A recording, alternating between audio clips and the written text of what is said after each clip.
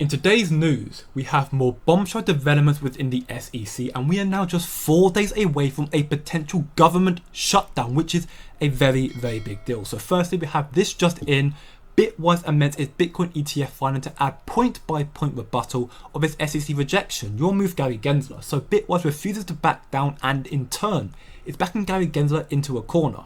Now moving on, we have it here from John E. Deaton. My God, every time I start thinking the SEC can't possibly do more to fail as an institution, it proves me naive.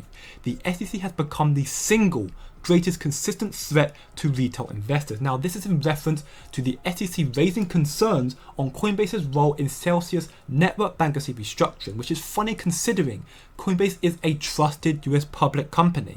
But now, moving on to our bombshell announcement of this video from Eleanor Terrett. We are now only 4 days away from a possible government shutdown.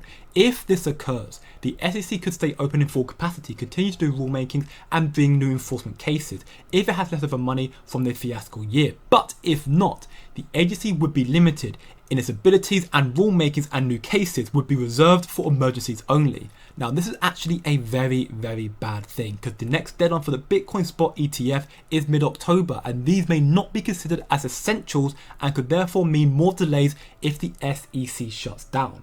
This is very, very worrying, and at the same time it all seems scripted, all part of Gary Gensler's plan. The country is in a dire crisis as inflation continues to worsen, as we can see here. Breaking: bond tracking ETF TLT falls below $90 for the first time since April 2011.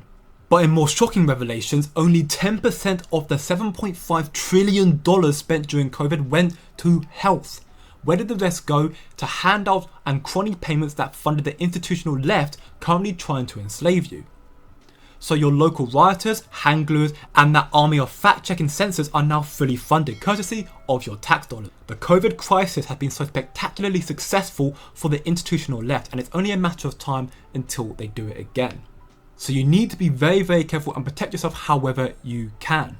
And XRP could be your savior, as we have it here from Jack the Rippler. Boom!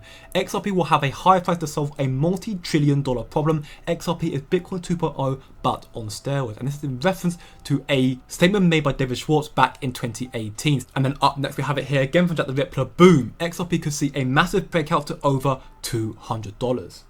And until next time, remember, it's just a coin.